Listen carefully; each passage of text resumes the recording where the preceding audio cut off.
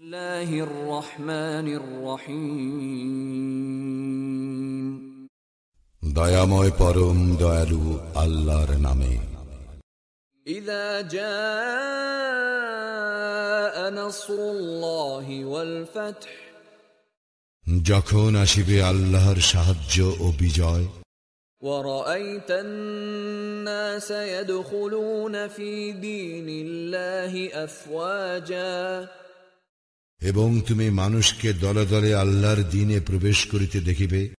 فَسَبِّحْ بِحَمْدِ رَبِّكَ وَاسْتَغْفِرْهُ إِنَّهُ كَانَ تَوَّابًا।